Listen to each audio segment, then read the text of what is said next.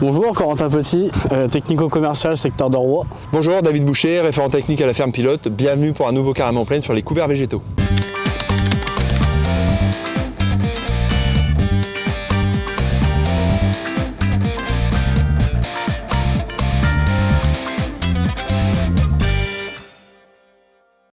Avant de parler couvert, on va parler désherbage et implantation des blés. Pour être tout à fait clair avec vous, c'est la météo aujourd'hui qui est le premier critère de décision et cette météo-là, je ne l'ai jamais vue aussi volatile, versatile que cette année. Il faut vraiment raisonner le désherbage, je dirais quasiment du coup au dernier moment en fonction de la météo annoncée dans les jours d'après. S'ils annoncent vraiment dans les 20-30 mm, il faut faire très attention au désherbage de près qui peuvent mordre, notamment avec des bases panimétalline à clonifène. Mais je dirais que dans ces conditions-là, tout peut avoir des problèmes de phytotoxicité. Et puis deuxième point, alors quand je dis ça, on me dit ouais, on ne peut pas dire il n'y a qu'à faux que, mais une parcelle à problématique de graminées ne devrait jamais être semée si elle ne peut pas être désherbée immédiatement. C'est très compliqué aujourd'hui à mettre en œuvre, on a tendance à vouloir semer pour être sûr d'avoir semé avant le retour des mauvais temps, sauf que dans ces conditions-là, sur des grosses pressions régro-vulpins, sans désherbage de près, il y a de fortes chances qu'on finisse en échec de désherbage. Par rapport à la météo toujours, la douceur reste là, les températures vont rester de 12 à 15 degrés pour au moins les 10 prochains jours. Dans ces conditions-là, ça veut dire grosse pression puceron, grosse puceron cicadelle. Allez dans vos champs, vérifiez, mais faites attention parce que fatalement il se voit déjà beaucoup de ces ravageurs en région.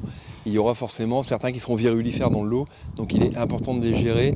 Tant que les températures ne seront pas baissées en dessous de 6-8 degrés, ils seront mobiles, ils pourront se déplacer partout. Nous sommes ici sur la ferme du Paraclet. Étant ancien élève, je suis content d'être ici aujourd'hui pour présenter notre vitrine. Donc on est sur 8 couverts différents. On se met au 25 août, juste après la moisson. On est sur un précédent blé, donc on va revenir avec un blé derrière. Donc ici en fait on veut faire voir un peu ce que ça va donner en termes de cartographie de rendement pour la future moisson.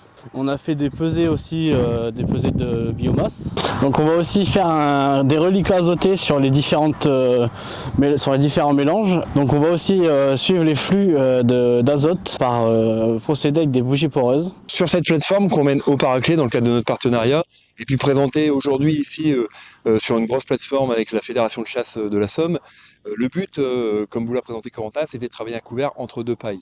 On va attendre les résultats, les variables doivent encore arriver au fur et à mesure de la campagne.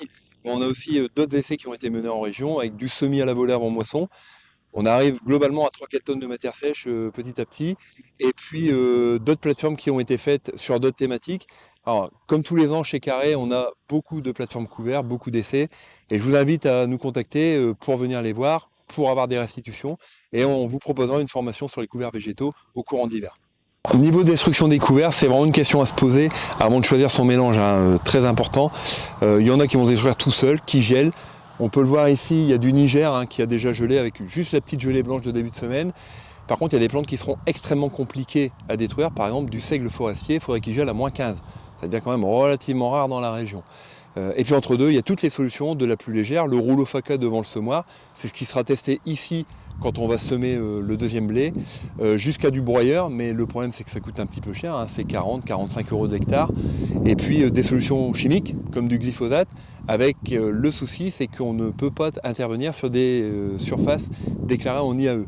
Donc réfléchissez bien à votre mode de destruction. En tout cas ici presque tout sera testé et on aura aussi là encore des données à vous restituer sur la qualité technique de la destruction. Merci Corentin pour cette plateforme et puis ça fait bien plaisir de se retrouver ici au Paraclet. Exactement, merci à toi David.